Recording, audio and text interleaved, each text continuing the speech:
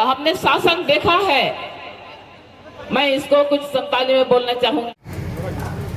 अभी सबने बातें रखी, सभी माननीय ने यहाँ पे बातें रखी कि ये चुनाव जो चल रहा है सिर्फ झारखंड में नहीं पूरे भारत में चल रहा है। और ये चुनाव होता क्यों है?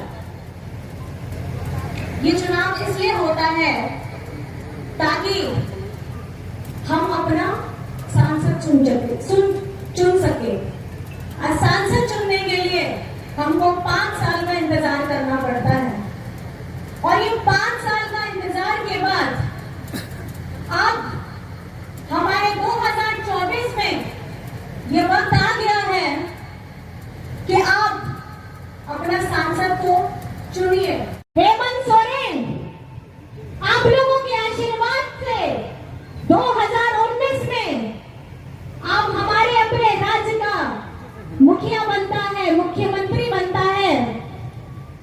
और ये आशीर्वाद आप लोगों ने दिया, लेकिन ये आशीर्वाद तो आपने जरूर दिया, लेकिन बीजेपी के लोगों को ये तकलीफ हो गई कि झारखंड में कैसे गठबंधन की सरकार बन गई।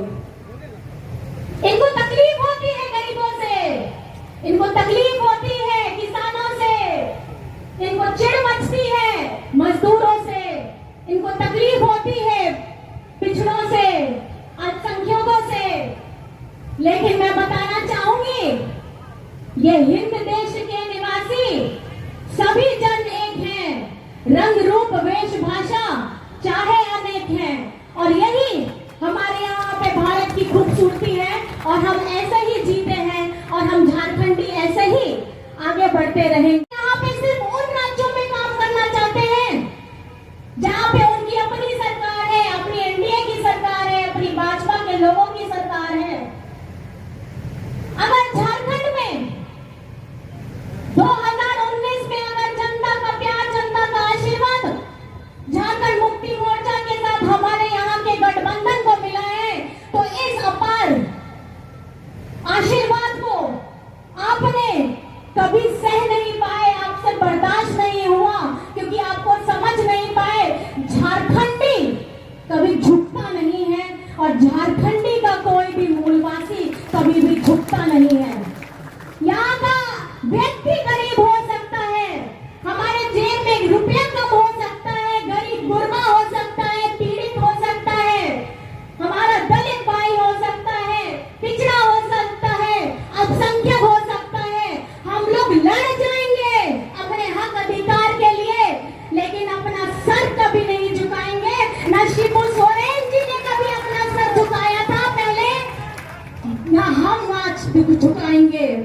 आप लोगों को पता ही है हमारा आज की भारत की स्थिति आप देख लीजिए।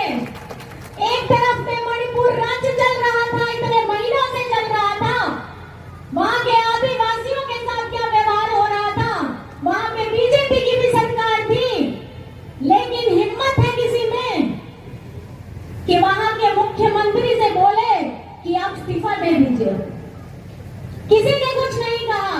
महिलाओं के साथ कितना दुर्व्यवहार हुआ वो सभी को आपको पता है। लेकिन वहां पे बीजेपी का कोई नेता जाने का आज भी हिम्मत नहीं कर सकता है, क्योंकि मणिपुर की जनता के साथ जो दुर्व्यवहार हुआ है, जिसकी जिम्मेदारी केंद्र सरकार को लेनी चाहिए थी, उन्होंने नहीं ली। हमने शासन देखा है। मैं इसको कुछ 47 में बोलना चाहूंगा।